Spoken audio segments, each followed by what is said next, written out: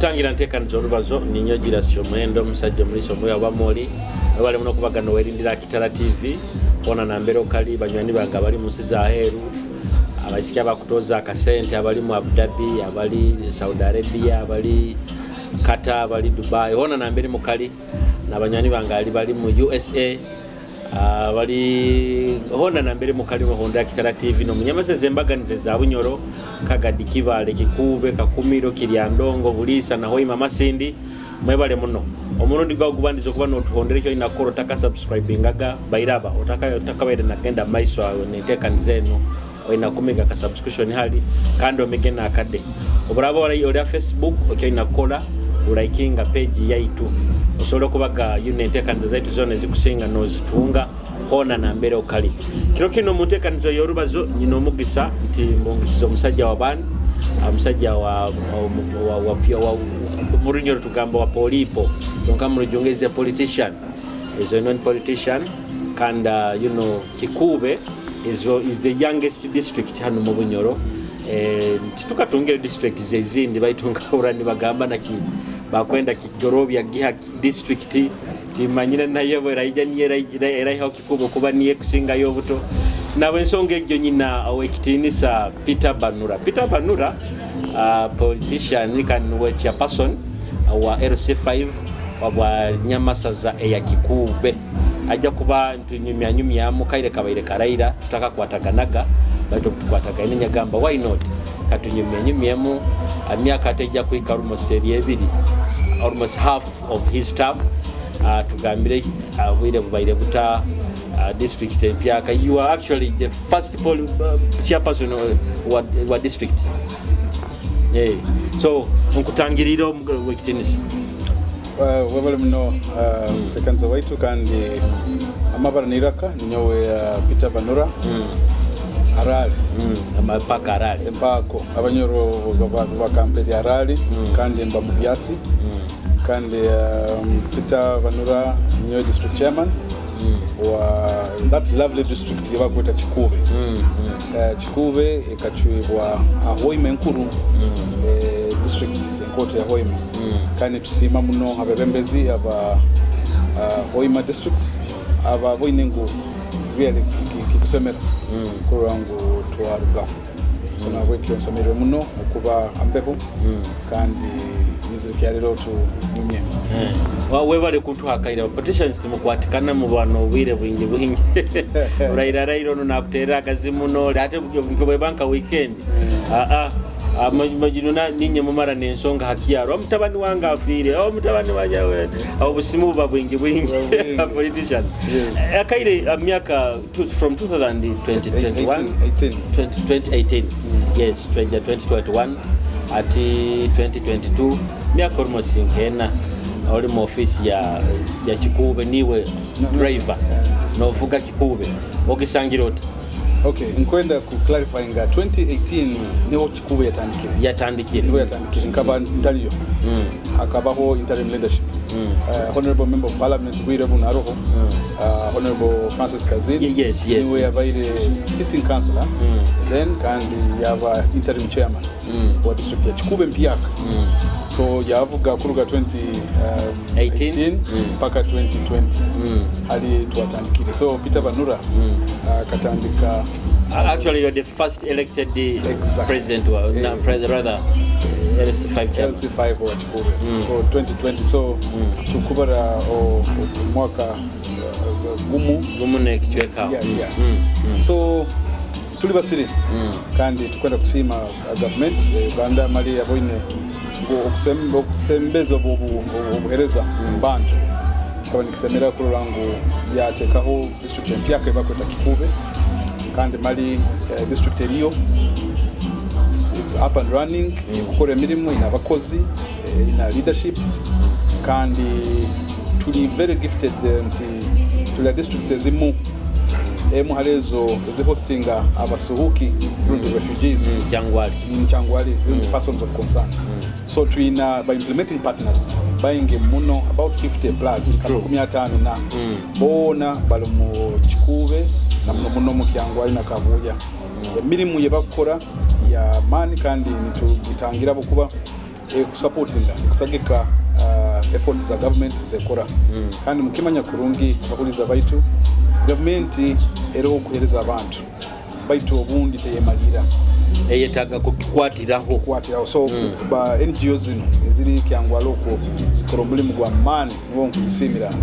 aba support ge bakuhereza so Kikuube eroho kandi tukulibata tukatandikisa n'aba council tutaina na boards and commissions commissions zino ebitebe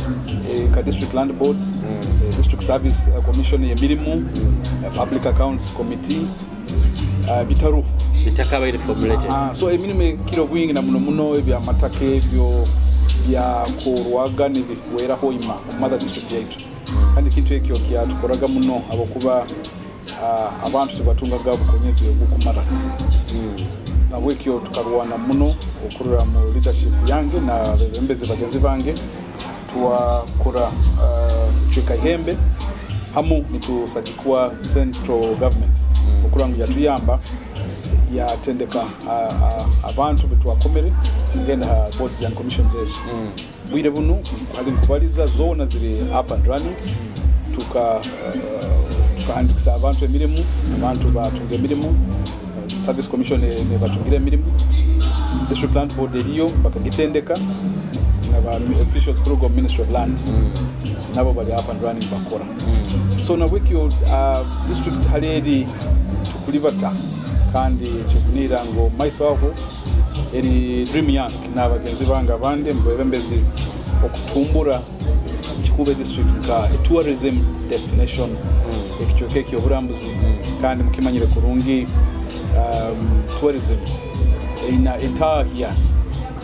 nyingi entahia umwihangalini so tukuba tuina omugisa okuba na opportunities nkezo kazi tuine nyanja muchanzige tuine binyonyi ebiri mu ngoma bibira byatu bitwina tuina nebichoke bindi escarpment sezo tuina zimusajja mukuru ensoze zona bintu bingi byoburambuzi bitwina kandi bitukusobora okwimukia mukatumbura ekichoka kyaitu so tukulengaho nka leadership kubazaho na concerned ministries kuranguza tuyamba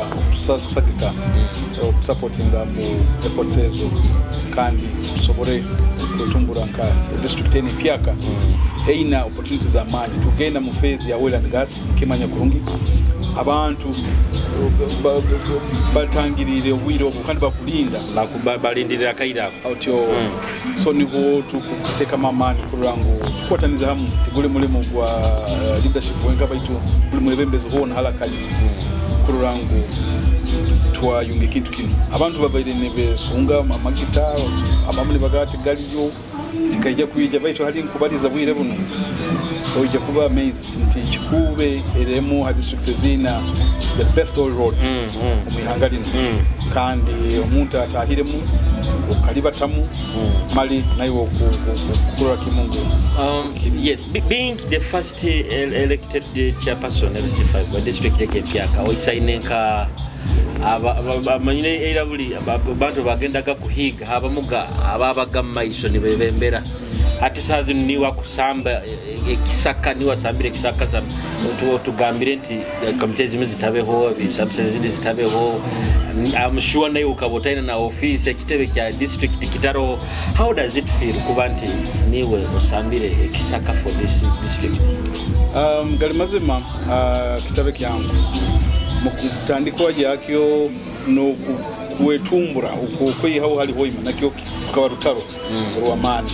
kandi ababembeza ababayireho nimbasima muno okuba nabo bakora mu mugwamani kuri wangu tukabanza tuihaho ahoima kabaho mu kusikangana kwa manda ijeta I remember so interim leadership yabereho yakora muri mugwamani naito ne tusagikira kuno kanyuma porampora baito buyayizire twatandika because nka leadership kabugimanya ogigwamu bikimukiba bakwita kutembura hati okutembura kwange kunkasangwa bakuorobezemu okuba hakabaho kawo yatandikise abaho n'aba councillors abatandikisizeho ababaireho so twatahamu baitu nanyowe ntatahemu nko muhyaka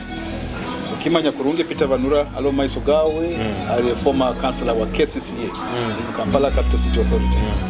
tukabe councillor omusomi bwa Jennifer Musisi baina atandika tukakora na mukyaro kandi tukaba ni presenting ekichweka kiba kweta Central Division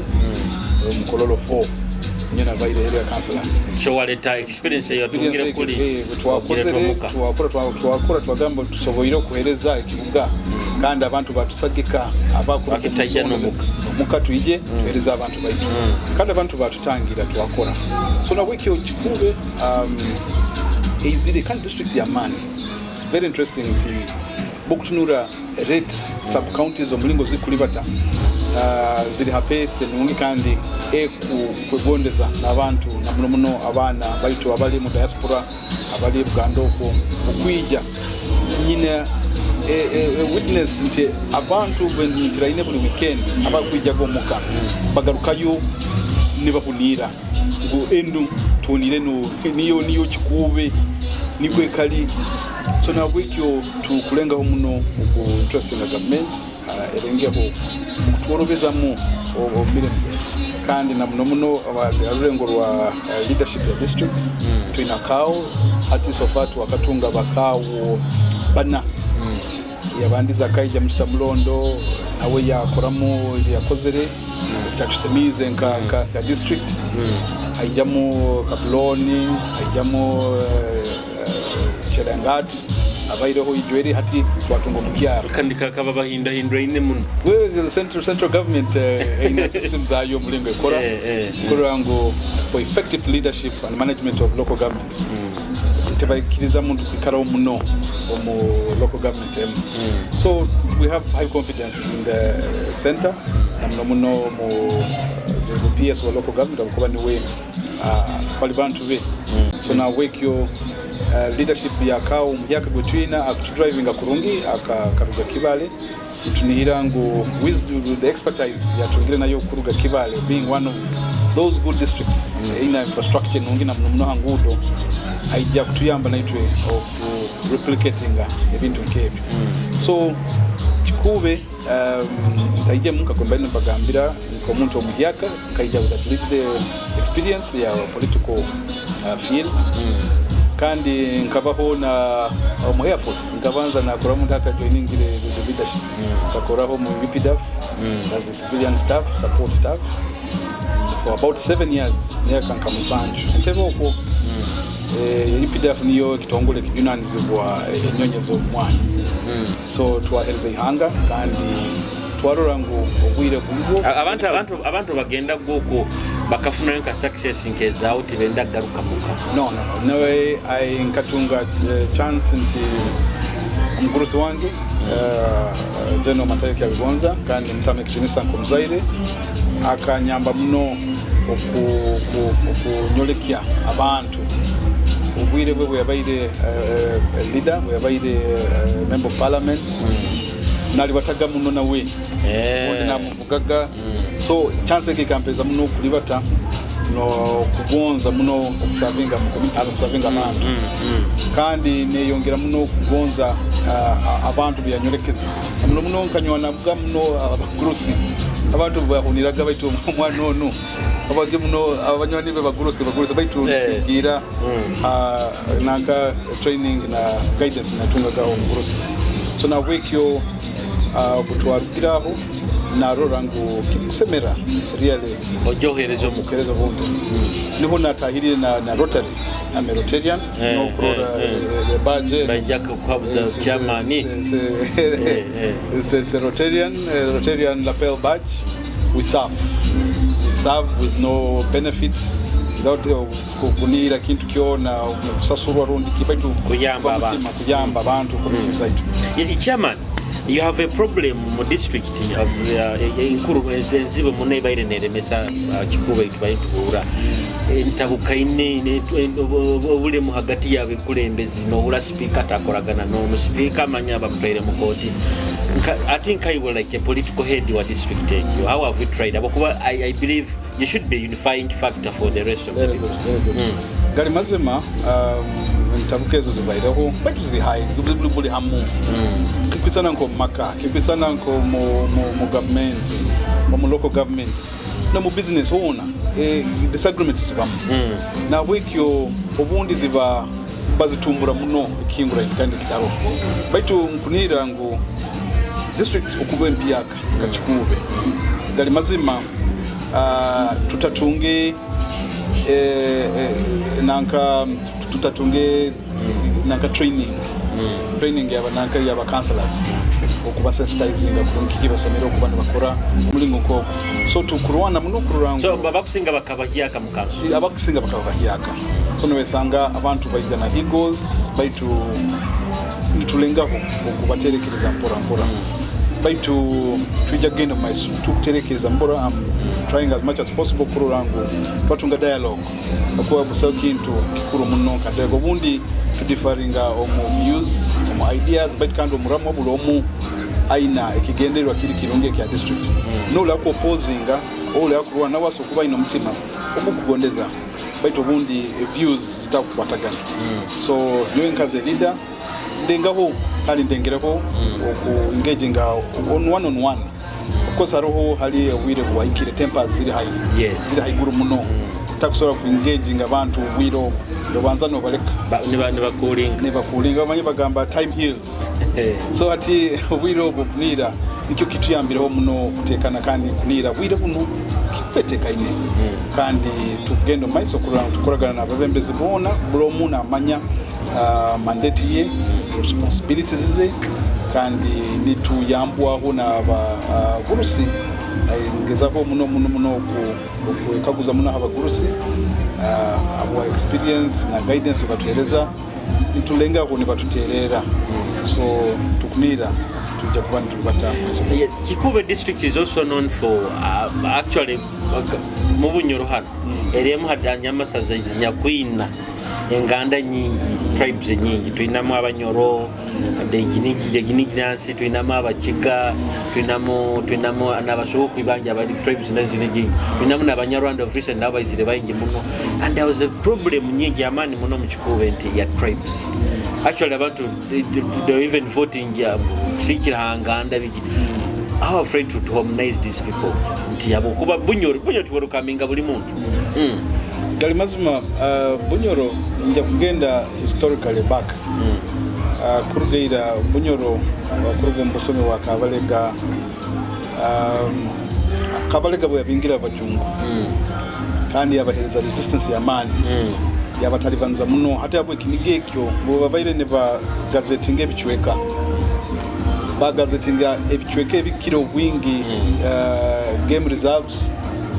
soro hali biraba ibindi babi gazetting ka forest reserves ati abataka abayisigaire ohiduka bayingi bakaitibwa abandi bangi bafa baitu abatita basigaire basigara mukachweka katito kuba n'itaka byabo so generations in zone regimes zone zibairoko itaka Bunyoro ebaire na vast land China itaka genzire mu bantu ati abo enkurakurana abo development abantu abayizire enkurakurana egendo maiso buli kiro population zikwe yongera nisange bichoke bimu mu yanga bikufunda ati government ya Rurango abantu bano abamutsoro kubatwara muki omu bichoka bino kandi to Bunyoro gali mazima obugara tukava muno obugara kanka Bunyoro twatinaga gendo mbisako ko twatina yoga I think nabanyoro no kuzara tukuzara kuru I just talking to some yaga abanyo tunakwekamba kuzara murango kubayo kandi okukama gututerera buli kiro twekambe timanyiro bayo nayo kwekamba tunakwekamba muranga tukakabumba yes baitati ebichweke ebyo byasangwa ntibiri empty kandi abantu batandika kwija kandi kosi ngo kimanyire Bunyoro eriwe kami etangira bulomo abantu itaka bwiro bukali kwasira haiguru niho atandikire kumanya na marketa galiyo garazorwa so abantu batandika kusenseka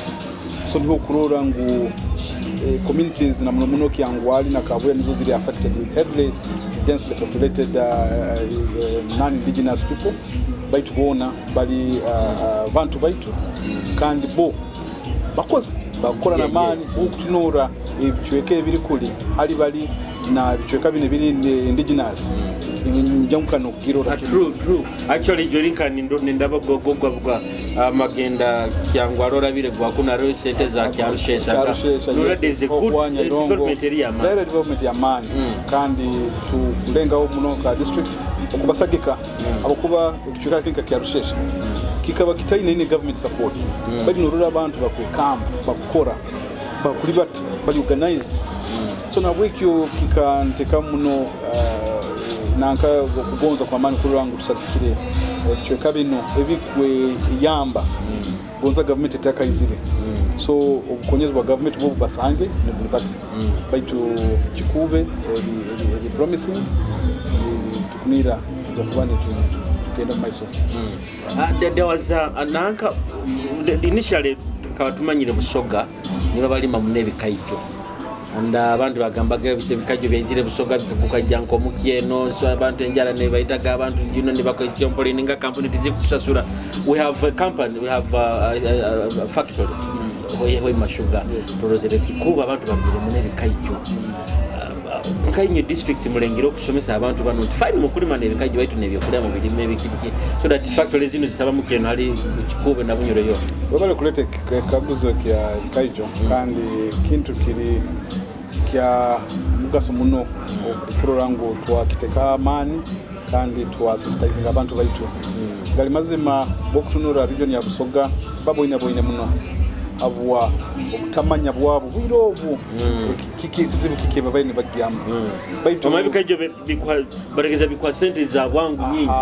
hati ekintu ekiba nikitandika mu kiyaka bano abakireta babolekya nti kya muhendo kya mani nolima niba kwasa milioni zawo 2 murundi gumu sente zotaka kwatawo ati nobugumira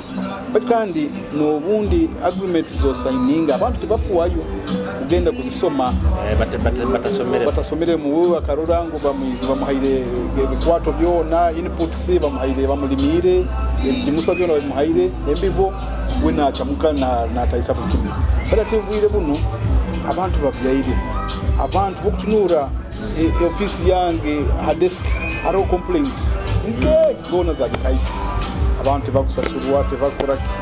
ensobi fine kabaho abantu kutenganga na kurungi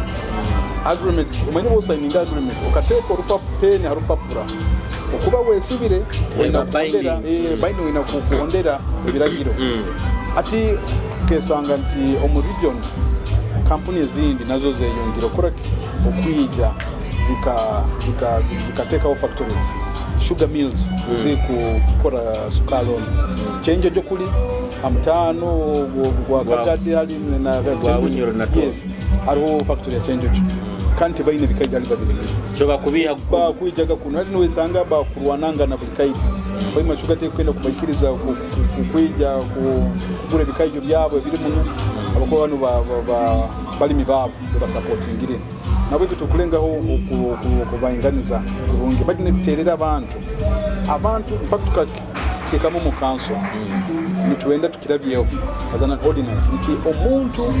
aina acres 5 na hansi utageza kulima bikaiji I think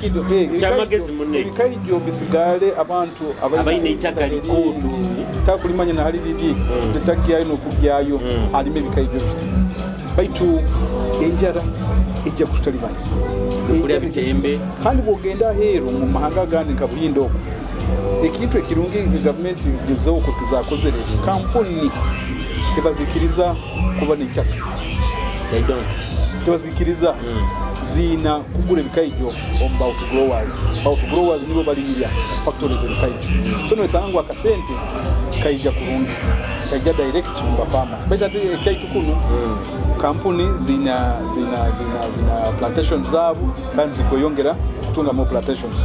so no kuterera abantu omuligo abantu bakwetombo itabwire buno abo kutatema kaijo byabo abo kukererwa ebintu nkebe hali ba complainingire bwire buno ati kampuni bwezira amara kutunga plantations zabo kurungi kiri abakiti enaku okwetombo itakujja kuba kwingi so no kubaterera abantu turule avenues ezindi no kulenga of course leaders na mu region kwenda kuikara na tuna forum ya ba chairman LC5 ali tukwenda supporting abantu baitu tugende mu center government ete engule gare bitongole bine byaguraga ebirime bya bazitaga society ati ne gendo maiso no kutunga na butali abantu bagaruke mukulima soya bean bagaruko kulima nanke bicholi bagaruko kulima nebintu ebindi bikso mwamba bata tutasigara busigara bintu tajjo kukora tukiyamba kandi bonabonesa abantu baitu kikaijo kiri haiguru tubirekere aba factories babyale bikaijo byabo abaina mataka makoto baba supporting abandi tulime ebyokulya akuba region phase je turomo ya oil and gas minimum na abantu abagenda okwijja bayingi bajja kwetage ebyokulya abwaki tuku importing ebyokulya tubiya Buganda tubiya Kampala kandi kusobora ku yerimira hano itu supplying abantu abaraba abantu bwire buno bokurore kiri hoima rooms accommodation ejura hay weekend yone ikyoleke yangu abantu bakanyire abantu bakwija baitu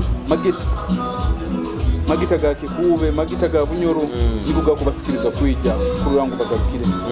nabo mu diaspora abana bo Mr. Chairman hansonge gyo yensonge giyenyine kuleta kikabuzo kyange kya ekibira kyabugoma ekibira kyabugoma kagamba mukatunda bakitememo balime bikaijo no hawe nyine kwenda okiranda nezonge bugoma forest kyali bugoma forest eriyo kandi eriyo malima nano eri bugoma forest eri nkoto baitu ekichweka kwenye chuga hali yatungire okubyara ukajira ekahebwa obukama bakaguru bakabakuza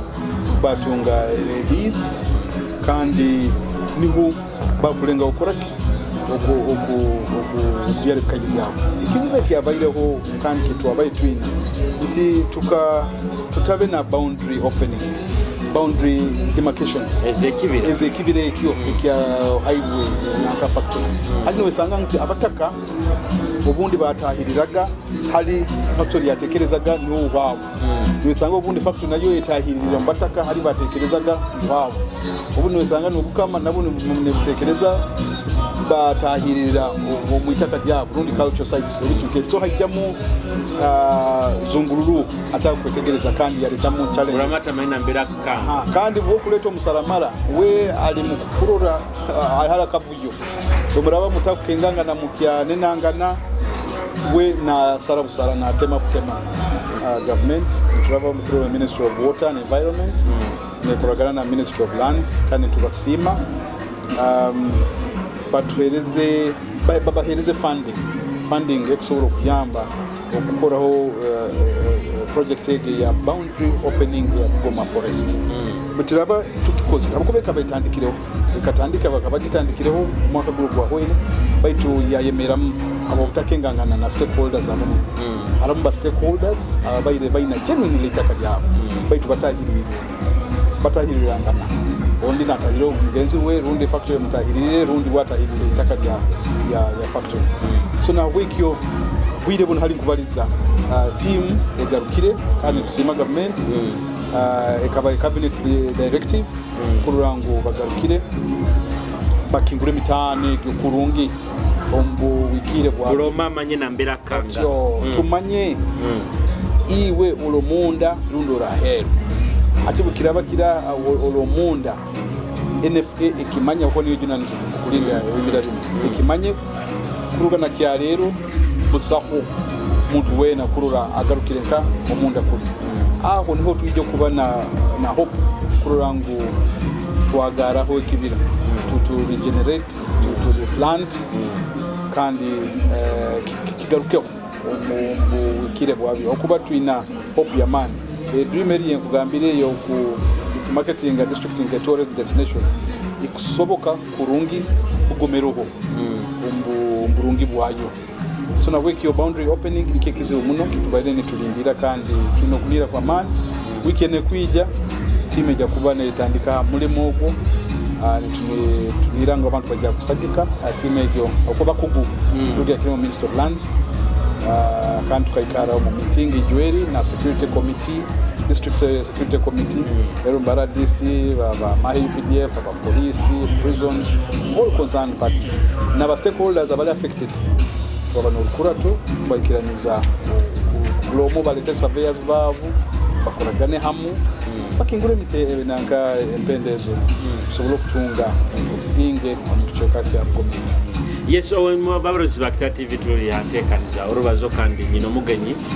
chairperson LC5 Kikuube district wekitinisa Peter Banura kujukizaho banywani bagaba just juice abaina juice kunura juice ningi muno abo kubano yenda kuhezo umutima gwawe kusako basanga Rukurato Road ogende bakwaka juice akarunginya abaina emikoro abaina okweranga abaina okubunga abaina graduation parties abaina birthdays baby showers mugende abahe juice aba just juice kandi naba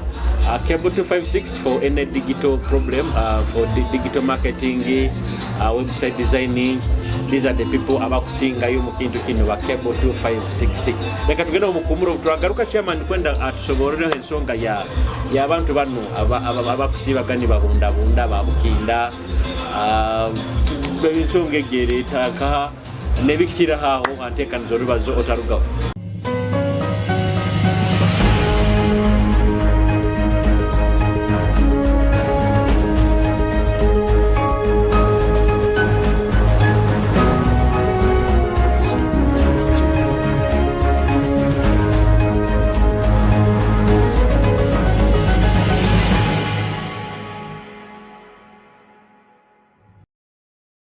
Okyala ntekaniza Orubazo Kitara TV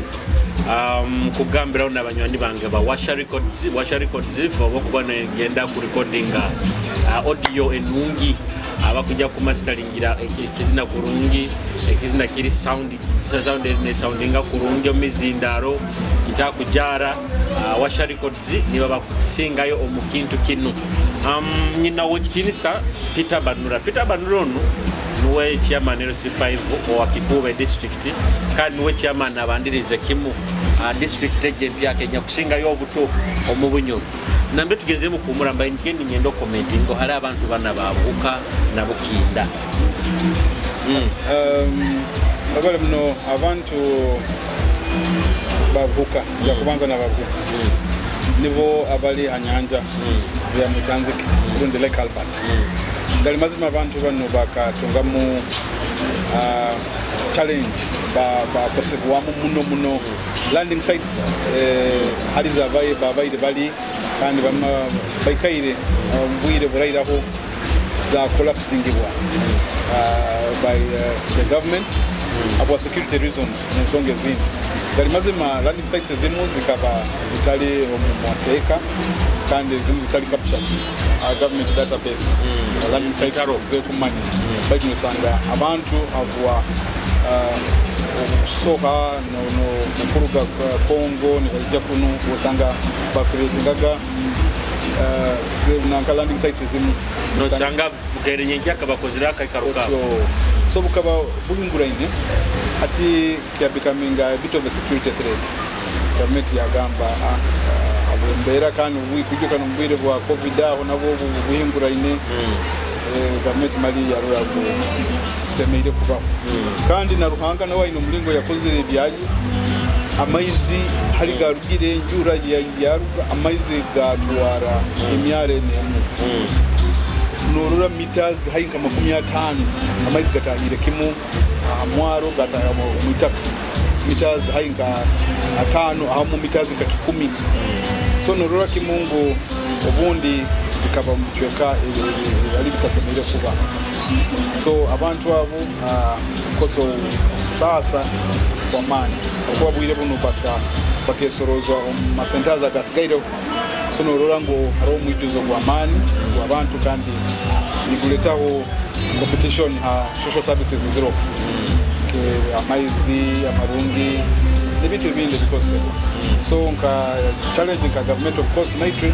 tukulenga okulora ngo programs ezimu za OWC ezo operation wealth creation nazo zagasira abantu bano abakuba bo babayire bamanyire obo mulimu gwabo kuso fishing obumezi bwabo wona so babe bataku bagamba kulima atakimanyiri atakitegeza kurungi baitu kulengaho okulora ngo twabataliyamu endimende yokuso lundi fish cages habe orora nanka enchu mu cages baitu munyanja so netusaba ngo tunira government ama programs za OWC so kusagika abantu baitu bano mu projects case aliyo by the way abantu ati basando kwani batamanya kumanya enchu nazo biro bino bakuzirima no lima enchu izo cages kandi bwire buno nka ndimo engagements na senior president wa Uganda mkuru Mr. Chen kurangu ya tusakika mulingo manyire sino kniye mu kampuni eziri kwaiga amagita mu Kikuube fund for the government behalf of the government Kingfisher oil project eri mu Kikuube so sino kniye handling ati tukaba engaging and needs assessment ibizibu between bitukusobora okujambwa ka district kabataka baitu under corporate social responsibility so na wekyo nkakimole kyangu need ya fish cages ezo nungi bate kizibu muno kibatunga eba feed ebyo kulya byenchu ebyo obundi mu bitandika kurungi cage ne muteka ho ne muteka mu nenchu bate ebyo kulya bikamiga challenge nosanga kiba kusobora kubirolera nebifwa undi ne abandoninga ne babiruka so tutungiro mubazi wekyo make kandi manyira hari kiri tukulenga ku engaging sino kurura ngo yatukure kyo make yo for the community abantu basobora gukora mu mulimo bakirore kurungi bakunanke byo kulya ye kandi bwibo tubina mukene tubina naka maize bran soya meal nebindi nibabitabura kyo make nikikora floating fish feed so kuyamba abantu abo bakuka baitu buhukali nkubaliza eri community ekuhinduka tukutunura nka urangu rundi Dubai ya Uganda kwenda kubagambira abasagike baitu bakitara TV buhuka is a changing community kuhinduka buli kiro jweri tubareoga na Sinok bayoga ngo mugenyo mukuru nitukongoza amaizi Sinok katukora amaizi abukuba community igiya tahi abantu bayinga abantu kenkumina kumitana bajja kuba baraho bajja kuba ne betaga clean water amaizi amayonjo ati yonka Sinok nga partner mu oil and gas business ekarurangu kikwika okusemeza amaizi okora amaizi amarungi agali purified abantu babe na amaizi amayonjo clean water amayonjo kandi amaizi amayonjo nibo bomezi obuyonjo bw'abantu abomezi nibo bakukora amani tukuranya nk'ekicweka n'ihanga ansonga yo yenyini yobalizoga amafuta amagita bunyoro rubanga katombo mukisa kwa magita and Kikuube is one of the districts in amaziba gangi aga oil aga magita and when babatandika kuyiha magita mukicweka kitu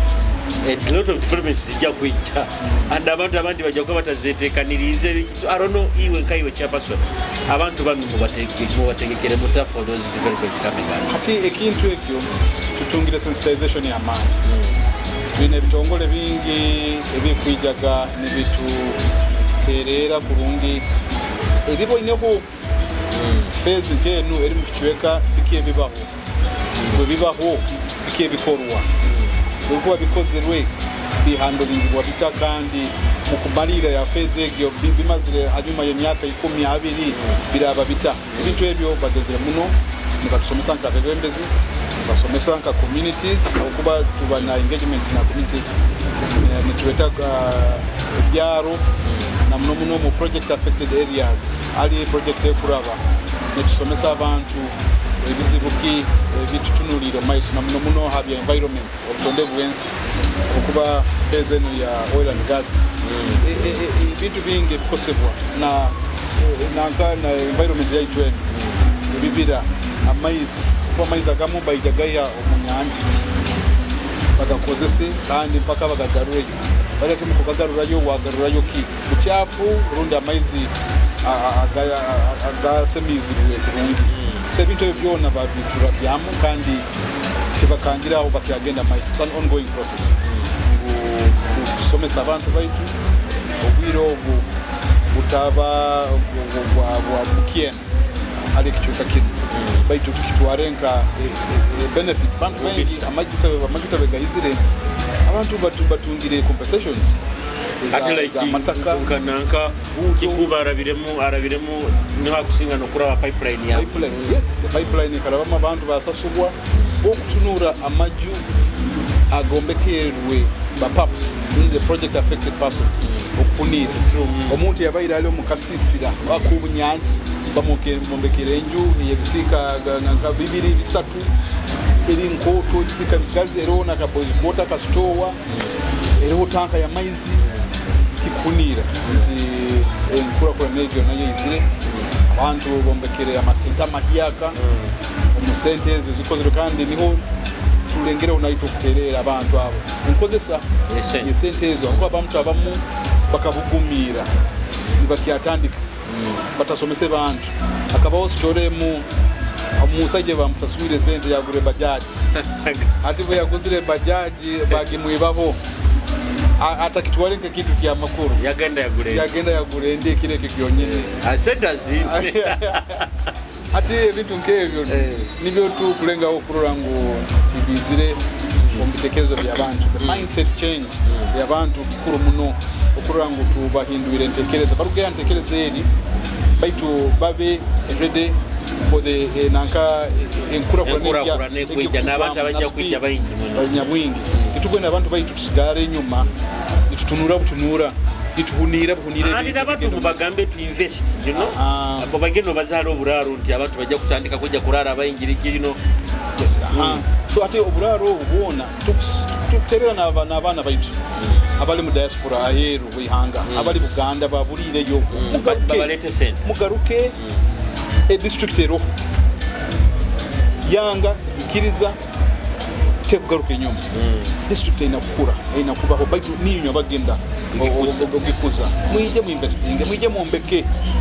amaju agoburaro mwije mu mbeke amaju ga business boko mbeke inju ya business atiko mukizira fumbi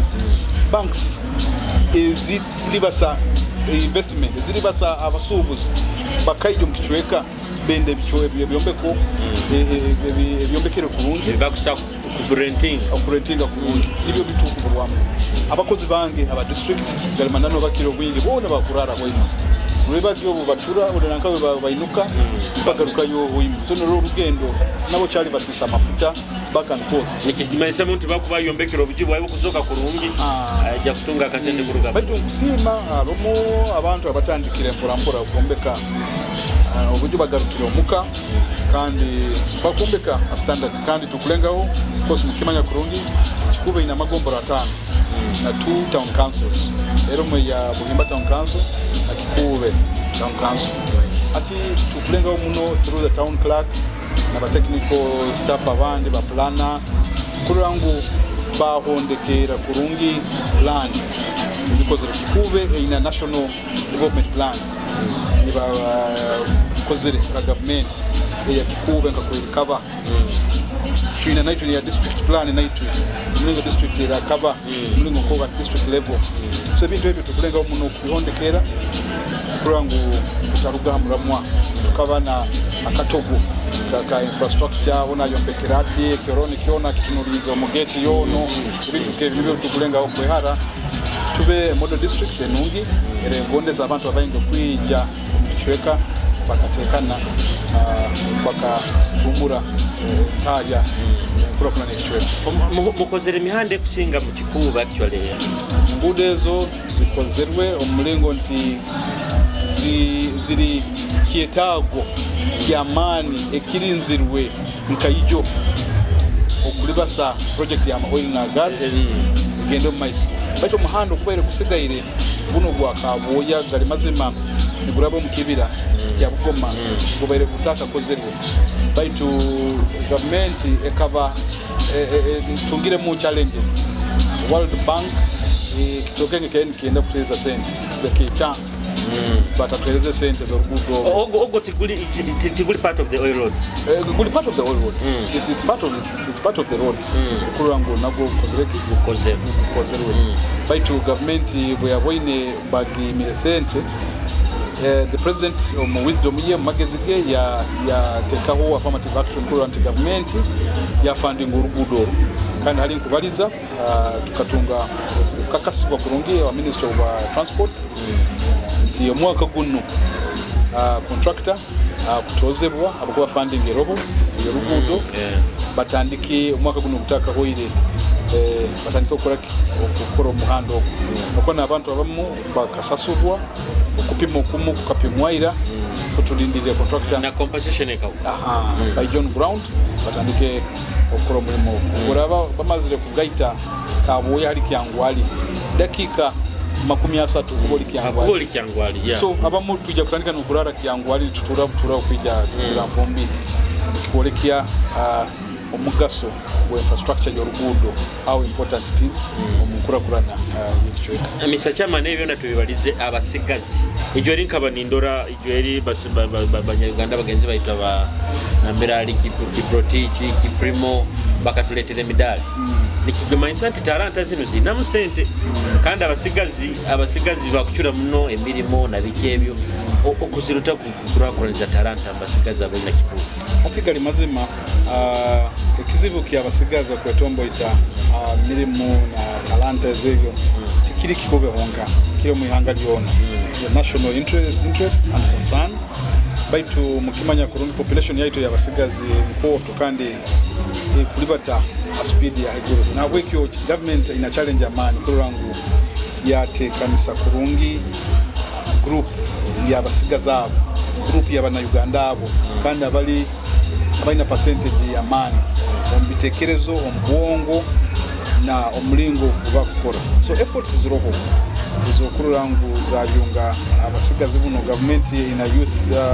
livelihood programs zikulenga okuteka mu amani obundi programs zibane bigendere birungi baitu abazikozesa nibazisisa the onset so na working niwo muterera abantu kuromo barugejo kurandi programs zino bigendera byazo bikirwe kurungi okurango talents nkezo zitagenda kufa muno ati nka Kikuube tuna talented youth abamani abakukora na mabadi kurango bakuburwamu some exposure support na funding tuino mwana waitu Justin Nyamahungi mayogo yashingwire nanka tatakuruga Kikuube kaigohano omukizira mfumbi mwana muisiki akwiruka esupidi emisinde 10 manyabi 10 I think iko gunka kwenda asingire mu America ko munsi yo na mu tournaments za asingire baitu natumbura ensi Uganda na yongera natumbura Kikuube bunayembwa natumbura bunyoro tunabwiki onkuterera na obukama nterera na aba naitu itwena bana Uganda tugeyo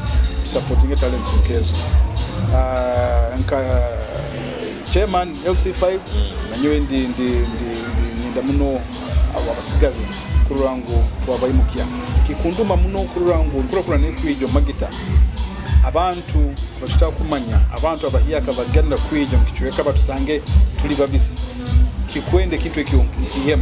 abantu babene bamanya abasigazi na muno abasigazi bataba mu kwerumira bataba mu biniga baitu babe abasigazi bagamba biri byabaliti biri byaitu nibakeya tuina kubayi hameki into ekyo and it's through sensitization tuinagenda ga maisu challenge aba youth nyo yembo ine over the years nti obundi bigendero babirungi na babembezi babo abamu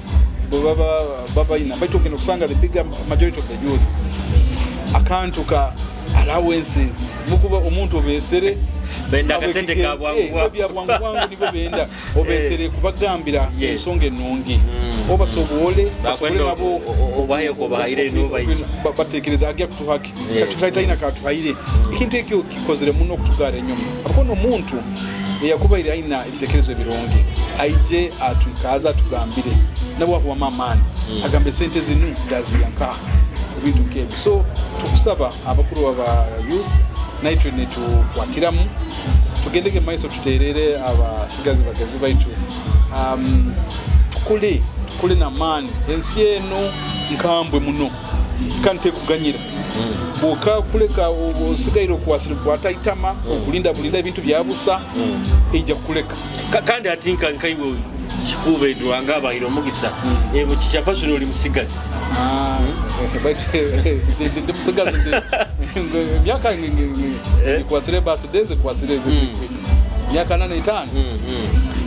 tukora kandi tukora na man baitu kuterera abantu abasigazi bagenzi bange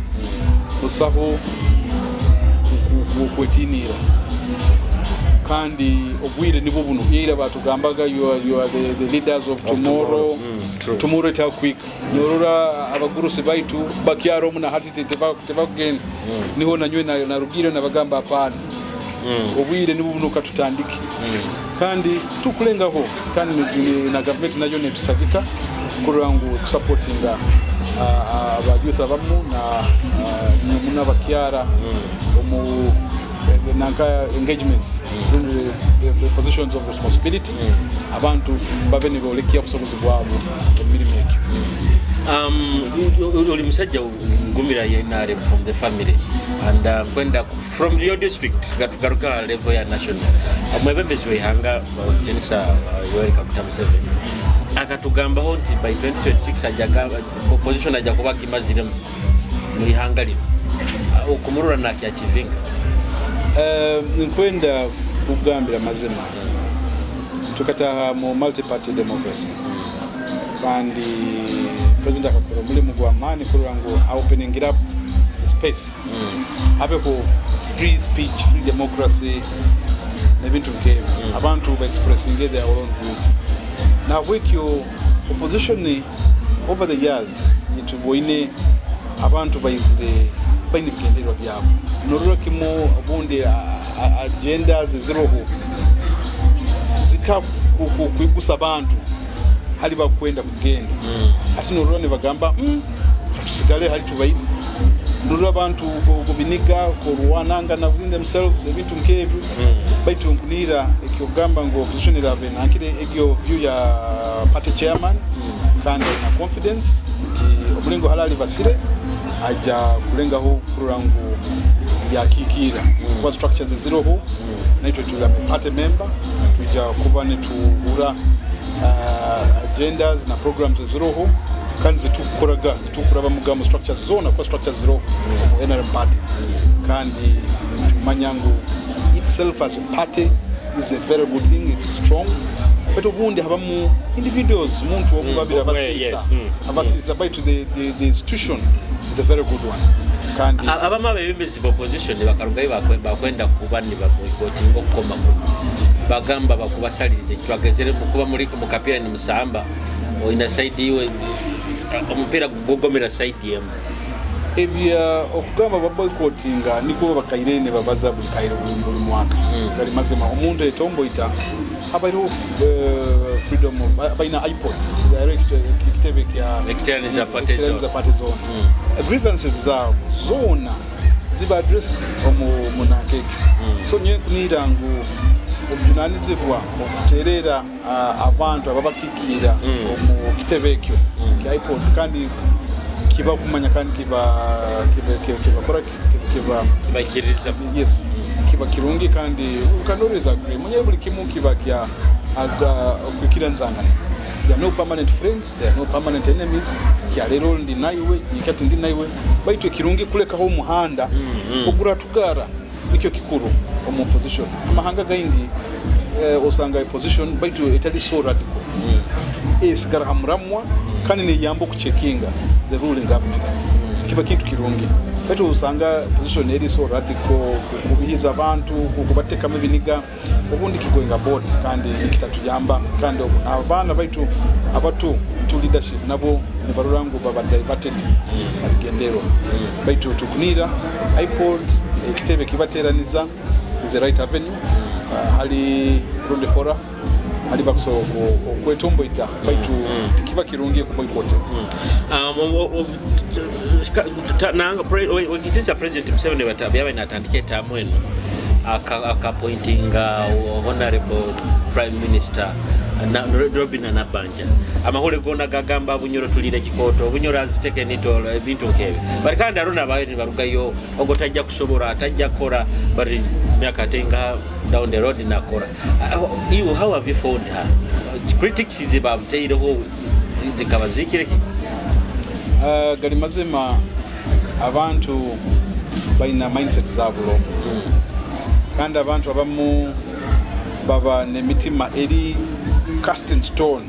we ekintu ekibazo nanka talikisagika ekintu kireserwe nanka talikisagika mulingo nko namshwa na iwe bagarona bakugambe to sap district ogisobo no batunura emirimu ni bano basa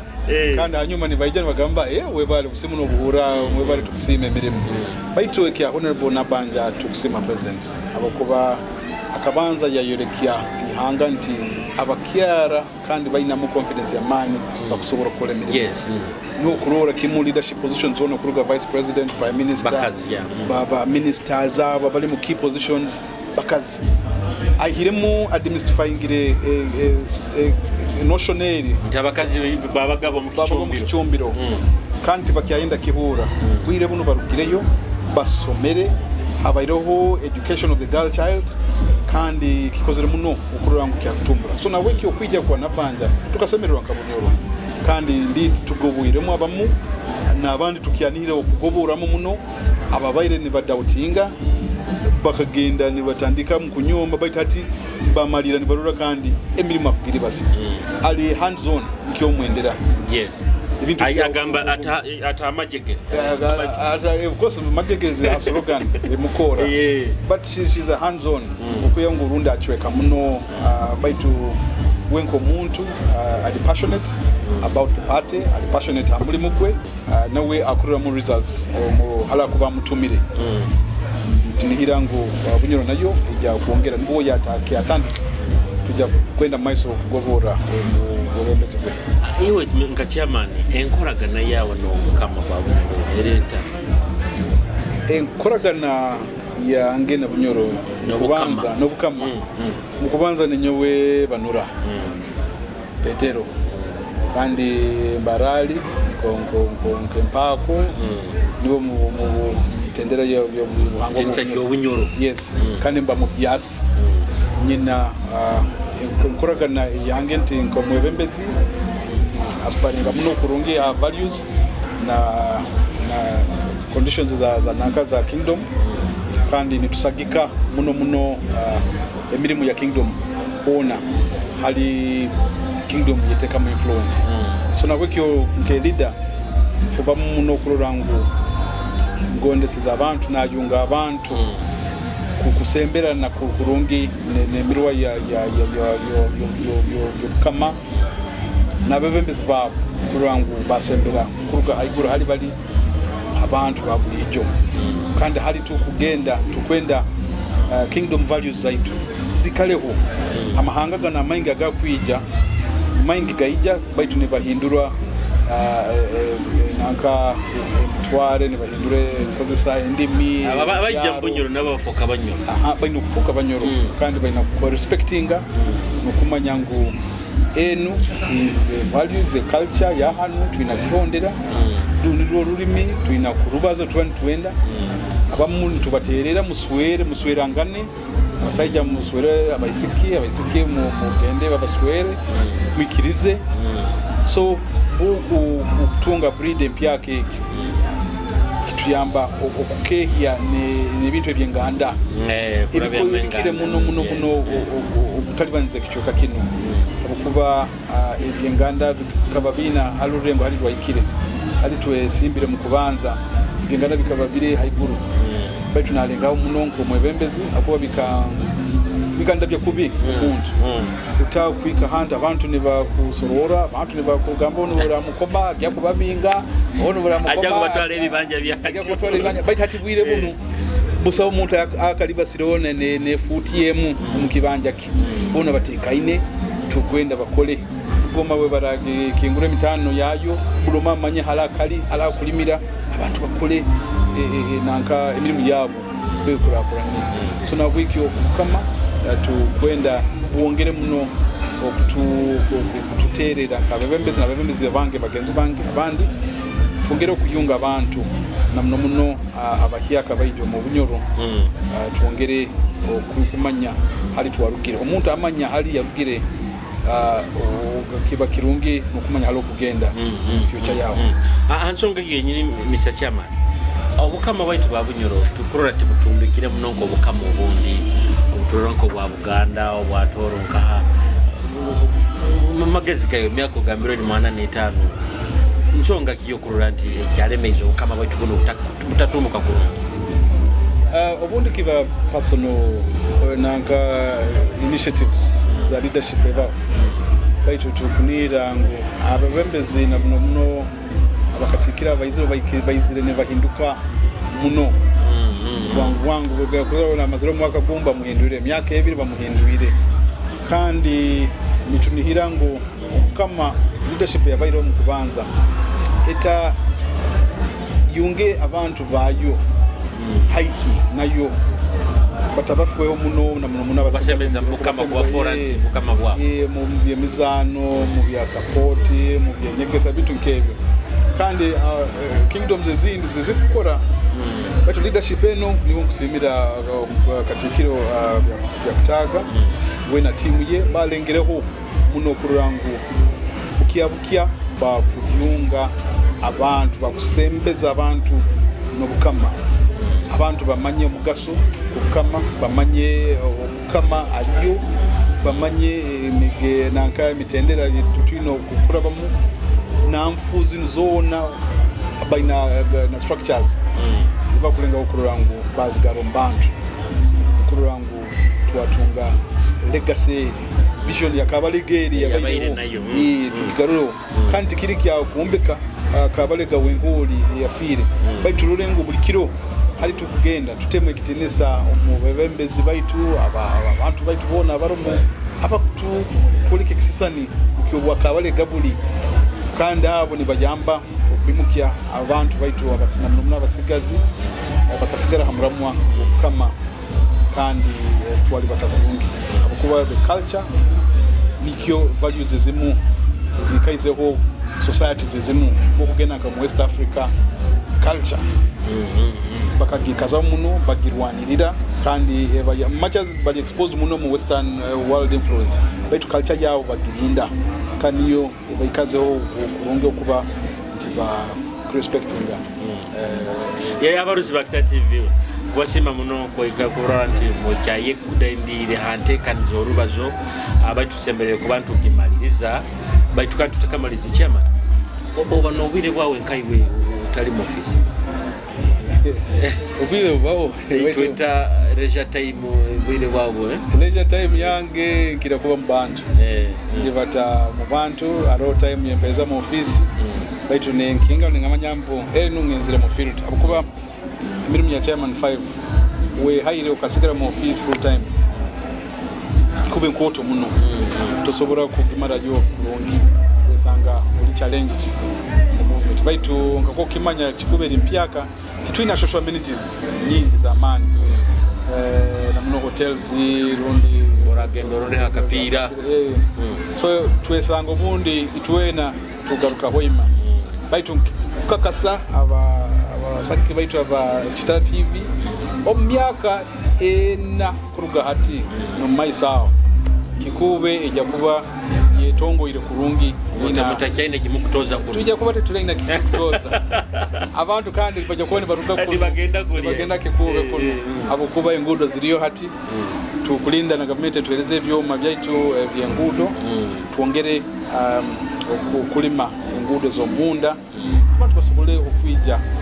okugazia infrastructure development zabo nka maju n'ebintu ebindi so tumbura na ebyemizano kwenda kibazaho abasigazi kwa introducing omuzano kwa rugby tumeko kumanyire kwa rugby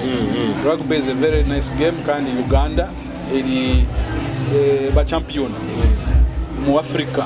mu rugby sevens rugby ati eri team eri Kikuube hati tukyombeka ko nazanagara mu musomero namiryango college twazanagara rugby kandi naroraga ngo tinkwenda abantu baitu abasigazi baitu balegere nyuma so try introducing rugby kandi iri mu masomero bwire buno tukatunga tournament abana bagenzere Masaka kuzana tournament bakaruka Kikuube kandi bakoraho kuruga ntandikwa bwire buno next week nkayibire kuruga hati bajya kubone bagenda Kabale. Who is funding the team? Kakabaza niyo introducing it. Kulenga ho busobozi bwango cheke kururangwa I support the team. Baitu ni ndengaho kugeno maiso kusaba abagenzi banga bandi mbanywani babakukwatira baitu na rugby union president na team ye bakampereza abacoach baba ne banyamba of course nitu basadika mburaro no allowance zo kutokulia niba tuyamba niba tukoro mulimo gwa mani so nkwenda naitwe tube no muzano na table tennis nayo kabazaho na officials banywani bangi Kampala oku kwenda introducing of masomero this buli somero ya secondary ya government ibeho with the table tennis table muzano nako kurungi kandi kukipinga abana bali engaged muri ngo so nitunirango tujya geno maiso tukora ibintu bikutuya ukonde tumalize ntekanizene tuhereze bigambo bebe kusembayo arabaruzi baktati kwenda kusaba abahuriza baitu aba Kitara TV tuli mbunyoro to embracing obumu unity mu tekerezo byaitu mitima yaitu obitu byona bitukora bunyoro tusigaire muno enyuma kandi abantu batunyoma abantu batujoga baitu kandi tuina abantu nyata wongo wingi baingi muno ababuziro oku baitu bakwenda kurora inyo abali ha ground muyimukize mutamulekeze mutangu mu kusobora abakobabo bakayiruka rundi beserekere kandi baliyo nibahereza ihanga mu bicyokere ana nabandi batinda no kurwa yuko bakengati banyo ekito kikabaho muno rugudo runo kola tutaka tungire kola sijaitu abantu batinago kuyija bo rugudo boikaga busonjo nuraha nchocho yatandike bina byatandika baito rugudo boraizire abantu batandika kuvugaga kuyija omuka dakika saha isatu ikire buli twatwaraga saa mukaga saa musanju so narone bimava gross hivi baito kuba na iruka speed kitali kirungi so na bwekyo kubaterera ngo obumu this is unity ebeho etabe unity yo mu kwisanga na no misana rundiki no kwenda unity yo mu diversity so kuba tutakwataga no mbitekerezo baito kigenderwa kiriki obumu kwetaga nko munyoro kwetaga nka munyoni wanga kweyombeka kole hamu so kuba no tekereza kundi orabe kuno na nyowe ndabe kuno baitu bitwena tumalira tukuri kigenderwa kiriki kusaba abagenzi bange na bantu abajyaka abagenda okusenseka muno mubunyoro batusange tuli alert litwegonza kandi tutakubuzibwa to be taken advantage of baka tutwaraho tutunura ibintu nyamwingi bitwina kandi tukusoro kuyimukia katuyo munaku kandi naitwe tukaba an example to our generations abana baitu nabo ni basemerwa ngo mali tukanaona ababembezi abatukolekeze muhanda webale chairman webale obire abarozi ba Kitara TV intekaniza na nyongo ndakuba ningikingira hano baitu tutaka kingire nyikireza kugambireho ba Cable 256 Cable 256 bano bakora digital marketing maboko bano gonza kuranga ebintu byawe abaina mahoteli abaina ma business kanyagembaganiza no gonza kubirangira internet abantu ba Cable 256 ndo bakusinga yo mu digital marketing mu region yenu anda no kwa nenda website chairman wako nenda website ba Cable 256 ndo bakusinga yo mu region yenu ku designing website anda nkujukiza ona ba just juice abanda bakusinga tebakwendaga kunywa mu nabisoda tubakwenda kunywa mu nebintu ebiri ebinamu ebintu ebiri ina side effects bakugonza munonka ka just juice amikoro yembaganiza mugende bakabahereza bakwenda mbwengi mbasangaho harukurato road hamuna washa records yes kurugambi barabyite bya hano Washa Records bano bakora audio recording abazini ona na mbere mukali abakwenda bizine biri mastered kurungi mugende ha Washa Records okwiko mtwaita no mutekanize zindi ajira shomhendo ni gagange mobile